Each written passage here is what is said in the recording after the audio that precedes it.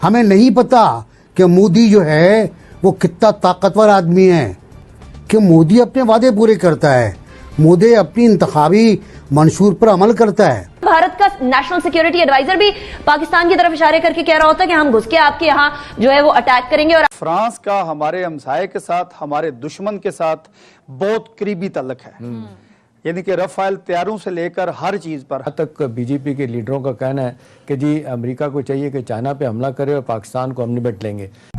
आपने सबसे पहले घबराना नहीं।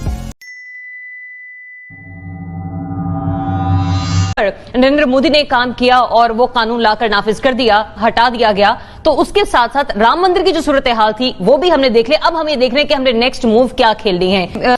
हिंदुस्तान बहुत अपने एजेंडे पर कायम मुल्क है। मैं कई बार कह चुका हूं कि मोदी अपने वादे पूरे करता है, मोदी अपनी इंतखाबी मंशूर पर अमल करता है। उसने जो 2 मंशूर पेश किए, दोनों मंशूरों में ये बात थी। और आज 73 वर्ष के बाद, वो 73 वर्ष वाली गलती भी हमारी गलती थी जिसके से कब्जा हुआ कश्मीर के ऊपर। उसके बाद भी गलतियां हमने की, 62 में गलती की हमने, फिर हमने ऑपरेशन जिब्राल्टर में गलती की, सारे दस्तावेजात इंडिया को भेज दिए गए कि हम ये करने वाले हैं, छोड़ें। तो हिंदुस्तान एक नया नोटिफिकेशन जारी कर रहा था और वो नोटिफिकेशन ये था कि अब मकबूजा कश्मीर में जायदाद खरीदने के लिए 10 साल का डोमिसाइल जरूरी नहीं है। अब any Indian citizen from Haryana, Patiala, Delhi, कराला, चेन्नई, एनीवेयर, तमिलनाडु, अंडमान, कोई भी भारतीय शहरी आए और आकर यहाँ पर जमीन खरीद ले। ये आज की कहानी है कि उसने तो आपको नहीं बख्शा, वो नहीं बख्शेगा, आप कितने ही अमन की बात करें। वो कहा था कि तू अमन के गीत न गा जब भेद तुझे मालूम नहीं। भेद नहीं मालूम हमको, हमें नहीं पता कि मोदी जो है वो कितना ताकतवर आदमी है। कोरोना छोड़ें जी आप, बहुत बुरा हाल होगा कोरोना उसका, लेकिन वो अपना काम कर रहा है। उसने वादा किया था कि कश्मीर भारतीयों का होगा और वो ज़मीन वहाँ बेच रहा है।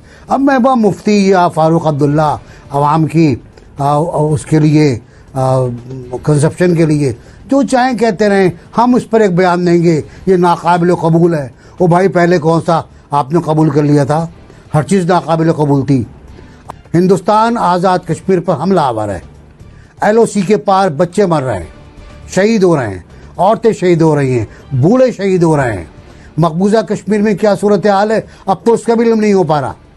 अब तो वहाँ से पैगामात आना रुक गए हैं, वहाँ से वाया दुबई पैगामात जो आते थे वो भी रुक गए हैं, वो भी गिरफ्तार हो गए शायद लोग। तो वहाँ तो एक हब्स का आलम है, दम घुट रहा है, लोग मर रहे हैं, लोगों की आबरूरेज़ी हो रही है। हमें किसी भी पॉजिटिविटी की होप नहीं रखनी चाहिए, कश्मीर की ना ही मोदी सरकार से और ना ही भारत से। नहीं, क्यों होप? हम बेवकूफ हैं, हम बेवकूफ हैं, ठीक है, अगर हम रख रहे हैं तो। अनिका, भारत की ये नेगेटिव एक्टिविटीज रुकने का नाम नहीं ले रही हैं, पैदल पे आने वाले बयानात, लेकिन हमारी तरफ से फिर भी अमन की ख्वाहिश। एक न्यूक्लियर स्टेट होते हुए आप अमन की मिन्नतें तरले कर रहे हैं। हमें किसी से अमन की मिन्नतें तरले करने की जरूरत नहीं है। हम अपने आप को ताकतवर करके अपनी इकोनॉमी को स्टेबलाइज कर लेना, तो भारत खुद भागता भागता आएगा। आप राहदारी भी फराहम कर देते हैं अफगानिस्तान की तरफ, आप जो है भारत को मतलब बाकी तरीके से भी सपोर्ट कर देते हैं, यूनाइटेड नेशंस के अंदर भी सपोर्ट कर देते हैं। भारत आपके खिलाफ फैटफ के अंदर भी महाज बनाया होता है, भारत ने डिप्लोमेसी के अंदर भी सारे के सारे महाज आपके खिलाफ खोले होते हैं। भारत आइसोलेट पाकिस्तान की बातें भी कर रहा होता है। भारत का नेशनल सिक्योरिटी एडवाइजर भी पाकिस्तान की तरफ इशारे करके कह रहा होता है कि हम घुस के आपके यहाँ जो है वो अटैक करेंगे, और आप कह रहे हैं हम अमन के ख्वाह हैं। क्यों अमन के ख्वाह हैं हम ऐसे मुल्क के साथ जो कि हमारे यहाँ अमन नहीं चाहता, जो किसी तरीके से ये नहीं चाहता कि पाकिस्तान एक मुल्क के तौर पर, एक सालिम मुल्क के तौर पर, एक सॉवरेन स्टेट के तौर पर एग्जिस्ट भी करे, जिसको हमारी एग्जिस्टेंस एक बात आंख नहीं भाती है। आपको नरेंद्र मोदी के किसी तेवर से अमन झलकता हुआ नजर ही नहीं आ रहा। कश्मीर में देख लीजिए, अगले क्वेश्चन आपका आएगा, एक स्टेप के बाद दूसरा, दूसरे के बाद तीसरा, तो अमन है कहां पे? अमन का तो यह रास्ता नहीं है कि भारत एक तरफा एक कदम उठाता चला जाए और हम उसको अमन की रागनी सुनाएं और तवक्को ये करें कि हमारे कहने पे वो अमन ले आएगा, वो तो नहीं होगा। यहाँ तक बीजेपी के लीडरों का कहना है कि जी अमेरिका को चाहिए कि चाइना पे हमला करे और पाकिस्तान को हम निपट लेंगे। अब इन हालात में ये सारी चीज़ें देखने वाली हैं कि मतलब पाकिस्तान को भी चौमुखी लड़नी पड़ रही है। ठीक है, इस रीजन में क्या होने जा रहा है। फ्रांस एक बड़ा इंपॉर्टेंट मुल्क है यूरोपियन यूनियन का, जर्मनी के बाद। अगर आप समझते हैं कि वो इसी तरीके से रवैया होगा तो हमारे साथ खड़े होंगे, क्या कहेंगे? अगर आप देखें तो फ्रांस जो मुल्क है ये यूरोपियन यूनियन का एक बड़ा इंपॉर्टेंट मुल्क है, और हमें ये भी नहीं भूलना चाहिए कि फ्रांस का हमारे हमसाये के साथ, हमारे दुश्मन के साथ बहुत करीबी ताल्लुक है। यानी कि रफाल तैयारों से लेकर हर चीज़ पर हमें उसको इस तरफ देखना चाहिए कि अभी दुनिया में 1.25 अरब आबादी मुसलमानों की है, तो मुसलमानों को एक जा तो होना चाहिए। अभी हम बात कर रहे थे कि ये कश्मीर का मौक़िफ़ OIC में जब हम कभी भी कश्मीर का मसला लेकर गए हैं, और ये वही OIC है जिसने इंडिया की वज़ीर ख़ारजा को अपना चीफ गेस्ट रखा था। अभी इस OIC से हम कोई अगर रखें कि ये हमारे साथ चलेंगे, इजराइल के साथ तल्लुकात बढ़ा रहे हैं। अब देख लें जिस तरीके से तस्लीम करने की बातें हो रही हैं, सूडान भी मान गया है, UAE भी तैयार हो गया है, सऊदी अरब का भी कहते हैं नरम गोशा है, तो वो तो मुझे नहीं लगता कि कश्मीर और मुसलमानों के हवाले से कोई इतना स्ट्रॉन्ग रवैया उनका हो सकता है।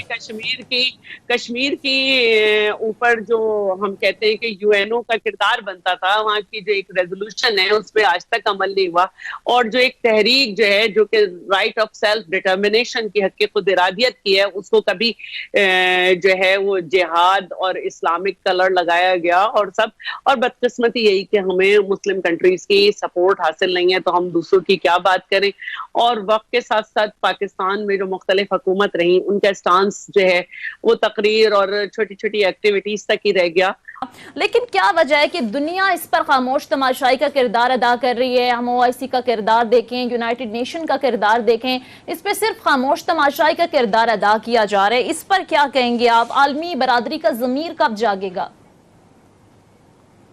देखें, एक बात तो मैं आपको बताऊं कि मैं अक्सर ये मैं प्राइम मिनिस्टर पाकिस्तान को अभी भी मिला, मैं ये कहता हूँ कि साल में एक तकरीर करने से या 27 अक्टूबर को, 15 अगस्त को ये चीज़ें एक एक दिन वाले नहीं हैं, बल्कि हमें और हमारे फॉरेन ऑफिस को, हमारी जहाँ पर एम्बेसी है, कौंसलेट है, उसके अंदर एक कश्मीर डेस्क होना चाहिए। पाकिस्तान भारत की बढ़ती हुई ताकत और मोदी जी के कद से परेशान, किस तरीके से भारत तरक्की कर रहा है और किस तरीके से मोदी जी भारत को आगे ले जा रहे हैं, ये है पाकिस्तान की परेशानी। पाकिस्तानी को 70 से ज़्यादा साल हो गए कश्मीर पे लड़ते, मगर इन्हें अभी भी समझ में नहीं आ रहा जो चीज़ तुम्हारी नहीं थी वो तुम्हें कैसे मिल सकती है।